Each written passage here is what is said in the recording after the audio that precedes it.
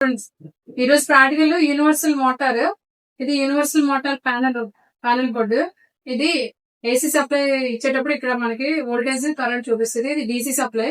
ఇక్కడ DC supply ఇచ్చేటప్పుడు voltage current చూపిస్తుంది. ఇది ఆర్పిఎం అనమాట, రెవల్యూషన్ పర్ మినిట్. ఇక్కడ మనం దీన్ని ఎంసీపీ అంటారు. ఇది ఆన్ బటన్స్. ఇది ఏసీలో పెట్టేటప్పుడు ఏసీలో కనెక్షన్ ఇచ్చుకోవాలి, డీసీలో పెట్టినప్పుడు డీసీలో. ఇది వోల్టేజ్ వేరియేషన్ కంట్రోల్ అనమాట. ఇది యూనివర్సల్ మోటార్. ఇది యూనివర్సల్ మోటార్. ఓకేనా? యూనివర్సల్ మోటార్ అనేది మనకి 230 volts 3.7 ఆంపియర్స్. ఈ రెండు కూడా వెయిట్స్ అనమాట. మనకి లోడ్ కావాల్సేటప్పుడు లోడ్ టైట్ చేసుకోవడం, లూజ్ చేసుకోవడానికి 0 నుంచి 25 kgs వరకు లోడ్ అయితే ఇక్కడ ఉంటుంది అనమాట. ఈ రెండు కలిపి 50 kgs. సో టోటల్ వెయిట్ అనేది 50 kgs.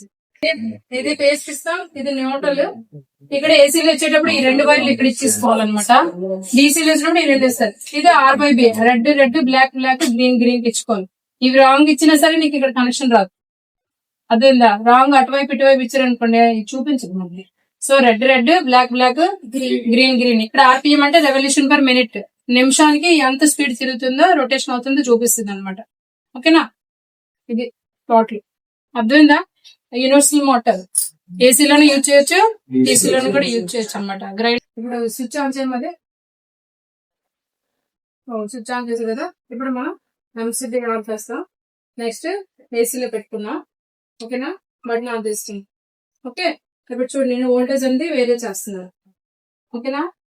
సో నేను వోల్టేజ్ వేరే చేయటం 61 వచ్చింది. అక్కడ మోటార్ అంతా రన్ అవుతుందా? అక్కడ రన్ అవుతుంది కదా మోటార్. సో ఇక్కడ వోల్టేజ్ అనేది 61 వచ్చింది. యాంప్ ఎంత వచ్చింది? 0.1.08 వచ్చింది. సో ఇక్కడ వోల్టేజ్ 61 వోల్టేజ్ వచ్చినప్పుడు యాంప్ ఎంత ఇస్తుంది? 1.34. సో ఇప్పుడు నేను వోల్టేజ్ తెచ్చుకున్నా చూడండి, 73 అయింది. సో కరెంట్ ఎంత వచ్చింది? 1.25 వచ్చింది. ఆర్పిఎం ఎంత వచ్చింది? 15. అలా పెరుగుతూ ఉంటుంది అనమాట, ఎందుకంటే మోటార్ అక్కడ రన్ అవుతుంది కదా. సో అది హై స్పీడ్ అనమాట. హై స్టార్టింగ్ దాకా ఇది సిరీస్ మోటార్. ఏసీ అండ్ డీసీలో కూడా యూజ్ చేయొచ్చు. సో నేను ఇక్కడ వోల్టేజ్ పెరుగుతుంది, మోటార్ అనేది స్పీడ్ పెరుగుతుంది. ఇప్పుడు నేను లోడ్ వేస్తే వెళ్తుంది ఆటోమేటిక్ గా. లోడ్ వేస్తే ఆటోమేటిక్ గా లోడ్ వేయగానే నలుగు తగ్గుతుంది. చూసారా? స్పీడ్ తగ్గిందా? సో ఇది వోల్టేజ్ కంట్రోల్ అంటే లోడ్ కంట్రోల్ అనమాట. ఇప్పుడు నేను లోడ్ మళ్ళీ తీస్తాను, మళ్ళీ మోటార్ యొక్క స్పీడ్ పెరిగిపోతుంది. నేను అలా పెంచుతూ ఉంటాను. ఓకేనా? 100 వరకు పెట్టాను, అక్కడ పెరుగుతుంది. ఇక్కడ ఆర్పిఎం అనేది చూపిస్తుంటాను. 70,000 6,000 ఇలాగా ఫాస్ట్ ఉండదు అన్నమాట. రన్నింగ్ గా ఉంటుంది కాబట్టి ఆర్పిఎం పెరుగుతుంది.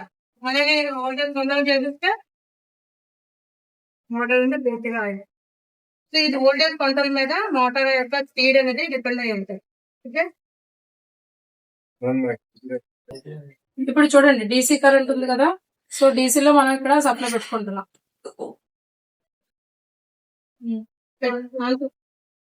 మళ్ళీ ఎంసీబీ ఆన్ చేస్తాం. డీసీలో పెట్టుకున్నాం చూడండి. ఇప్పుడు డీసీలో పెట్టినా ఆన్ చేస్తాను. సో ఇప్పుడు మళ్ళీ నేను స్పీడ్ పెంచుతున్నాను.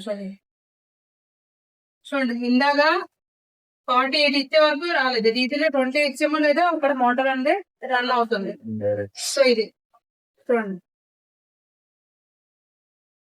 ఇంకా చెప్పాను కదా మీకు, డీసీలో వచ్చేటప్పుడు ఇక్కడ వోల్టేజ్ యావరేజ్ చూపిస్తుంది. ఇందాక ఏసీలో వచ్చేటప్పుడు ఇక్కడ వోల్టేజ్ యావరేజ్ చూపించింది. ఇక్కడ డీసీలో వచ్చేటప్పుడు వోల్టేజ్ 38 అదే కరెంట్ ఎంపీఎస్ చూడండి 1.32. ఇందాక మనకి 70-60 లోనే 1.08 వచ్చింది.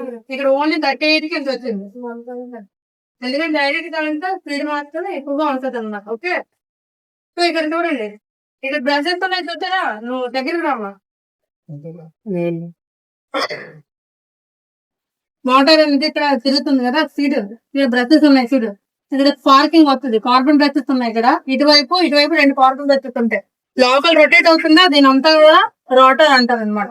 ఓకే, చూడండి స్పీడ్ పెంచుకుంటే అక్కడ స్పార్కింగ్ వస్తుంది. స్పార్కింగ్ చూడండి, ఈ లోపల స్పార్కింగ్ వస్తుంది. చూడండి ఇది ఇక్కడ ఉందా, అటువైపు కార్బన్ వచ్చి ఇటువైపు కార్బన్ బ్రషెస్ ఉంటాయి. అది స్పార్కింగ్ వస్తుంది అక్కడ. వాటర్ పెరుగుతూ ఉంటుంది అన్నమాట. దీంట్లో ఆల్రెడీ పెట్టుకున్నా, ఆల్రెడీ లోడ్ లో ఉంది ఇక్కడ, అందుకనే అర్థమైందా? వోల్టేజ్ వేరియస్ లో ఉంటుంది కాబట్టి స్పీడ్ తక్కువ ఉంటుంది. అర్థమైందా? సో ఎంత 20 something.